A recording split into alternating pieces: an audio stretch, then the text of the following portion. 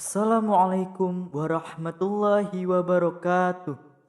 Saya Zulias Eko Wicaksono, mahasiswa Universitas Islam Negeri Wali Songo Semarang, Fakultas Sains dan Teknologi, akan menyajikan video tentang integrasi Al-Quran dengan ilmu pengetahuan. Dalam video ini berisikan fenomena alam yang terjadi di dunia, yaitu adanya pemisahan antara air laut dan air tawar. Dalam video ini berhubungan dengan mata kuliah keterpaduan ilmu pengetahuan teknologi dalam Islam. Al-Quran sebagai mukjizat berfungsi untuk menentang bagi siapa saja yang meragukan keotentikannya. Oleh karena itu, sebagai umat muslim, Al-Quran sudah tidak berfungsi sebagai mukjizat lagi. Karena pada dasarnya seluruh umat muslim sudah yakin akan keotentikan Al-Quran. Umat muslim dituntut untuk tidak menitik beratkan pandangan mereka kepada kemukjizatan Al-Quran. Tetapi perhatian akan lebih baik jika tertuju kepada hikmah yang terkandung di dalam ayat-ayat Al-Quran. Allah Subhanahu wa Ta'ala berfirman, Dia sebarkan di bumi itu segala jenis hewan dan pengisaran angin dan awan yang dikendalikan antara langit dan bumi. Sungguh terdapat tanda-tanda keesaan dan kebesaran Allah bagi kaum yang berpikir. Dari ayat tersebut mengisyaratkan bahwa Allah memerintahkan kepada umat manusia untuk memperhatikan banyak hal di balik penciptaan langit dan bumi. Silih bergantinya malam dan siang, bahtera yang berlayar di laut, Allah turunkan dari langit berupa air, kejadian bumi dan penyebaran segala jenis hewan di bumi. Kemudian daripada itu, banyak ilmuwan yang mengkorelasikan penemuan-penemuannya dengan Al-Quran. Banyak pula ahli tafsir yang menyimpulkan bahwa di dalam Al-Quran ini menyimpan kunci berbagai pengetahuan yang mungkin akan terkuak pada kemudian hari. Dengan demikian, perlu adanya pembahasan mengenai korelasi antara Al-Quran dan penemuan ilmiah modern. Pada kali ini, spesifikasi pembahasan terfokus pada penemuan ilmiah, yakni adanya barzah antara air laut asin dan air sungai tawar. Al-Quran Al-Karim begitu menaruh perhatian terhadap alam, seakan-akan alam diletakkan pada suatu tempat dan Al-Quran pada tempat yang lainnya, sehingga keduanya tampak saling mengimbangi. Inilah keseimbangan alam dan wahyu, keduanya saling berkaitan. Sisi keajaiban lain dari Al-Quran adalah pemberitaannya terlebih dahulu mengenai sejumlah peristiwa yang akan terjadi di masa mendatang. Dan pada kenyataannya, di zaman modern ini Al-Quran telah membuktikan bahwa tidak ada keraguan mengenai apa yang telah difirmankan oleh Allah Subhanahu wa Ta'ala dengan fenomena yang terjadi. Di antara fenomena yang menjadi topik pembahasan ilmuwan dan ulama akhir-akhir ini adalah adanya barzah yang memisahkan antara air laut dan air sungai agar tidak bercampur satu sama lain. Sebagaimana telah ditafsirkan bahwa Allah membedakan antara dua macam laut.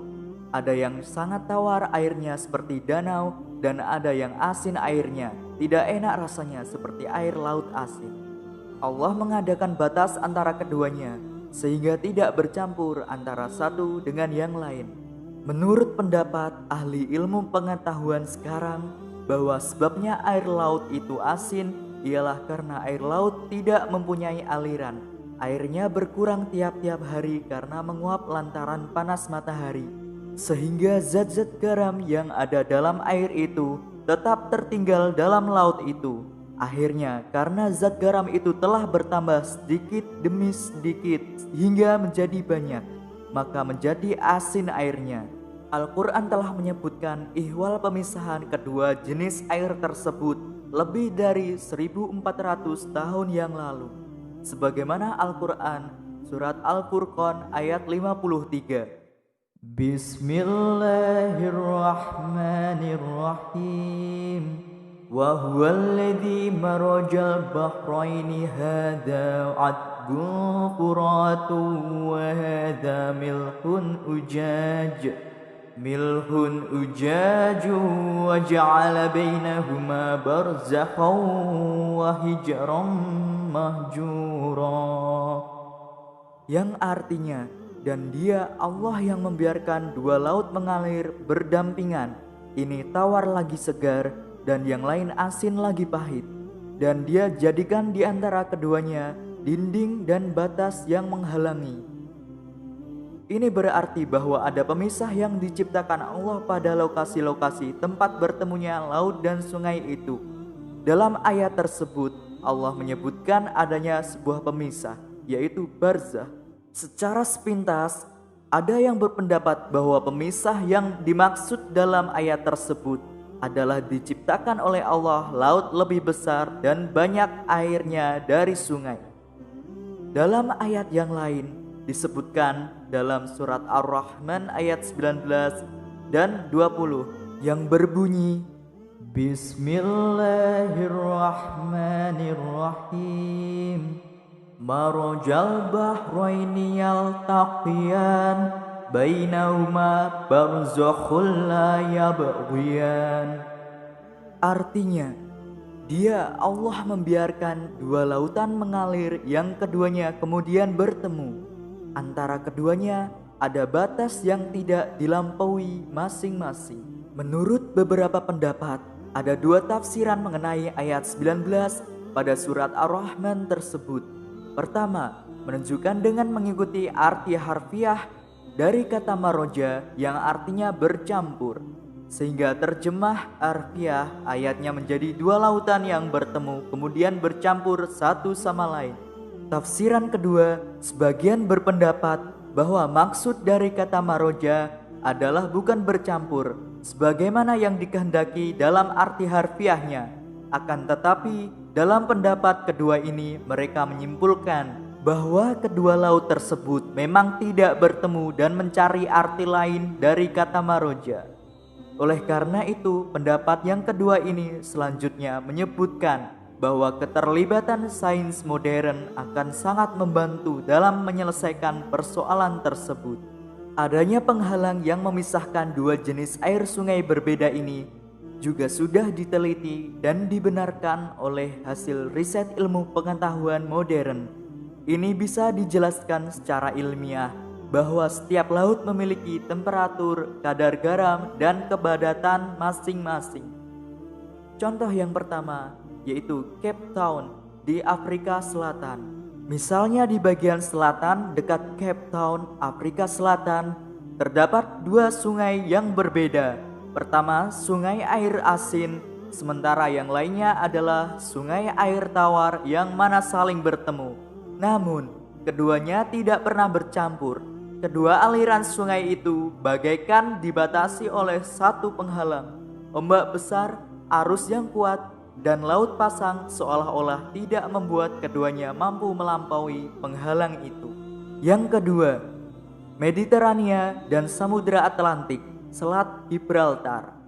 Contoh yang lain adalah air Laut Tengah atau Mediterania yang terasa hangat, asin, dan ringan. Ketika air Laut Mediterania memasuki benua Atlantik melewati Selat Gibraltar, yang mana Selat Gibraltar itu memisahkan benua Afrika dan Eropa, tepatnya antara negara Maroko dan Spanyol. Terdapat air yang bergerak beberapa ratus kilometer memasuki kedalaman benua. Namun, karakteristik airnya tetap hangat, asin, dan dengan kepadatan yang ringan juga. Contoh yang ketiga yaitu Amazon. Dua anak sungai yakni Rio Negro dan Rio Solimões yang bertembungan di wilayah Amazonas, Brazil membentuk sungai induk Amazon. Kedua anak sungai yang membentuk sungai Amazon ini menurun kira-kira 5.000 meter menuju Samudra Atlantik. Pertemuan air Rio Negro sebagai sungai dengan air hitam, hampir semua berwarna hitam, dengan sungai Amazon atau Rio Solimões yang berwarna pasir adalah bagian atas hutan Amazon, Brazil. Sepanjang 6 km, air sungai ini berjalan beriringan tanpa bercampur. Berdasarkan pembahasan yang telah diuraikan, maka sebagai umat muslim, kita dapat mengambil pelajaran atau hikmah dalam fenomena alam kali ini. Yang pertama, kita menjadikan Al-Quran sebagai pedoman hidup umat muslim dan segalanya telah tertulis di dalamnya. Yang kedua, Hendaklah kita kaum muslim sebagai umat yang memiliki Al-Quran, sebagaimana yang telah kita ketahui bahwasanya Al-Quran adalah kitab yang mencakup ilmu pengetahuan yang ada di dalamnya dan senantiasa mempelajari isi kandungan Al-Quran. Yang ketiga, baiknya bagi kita untuk menjadikan Al-Quran sebagai rujukan ilmu baru yang telah kita dapatkan. Sekian video yang dapat saya sampaikan. Kurang lebihnya mohon maaf. Semoga bermanfaat. Wassalamualaikum warahmatullahi wabarakatuh.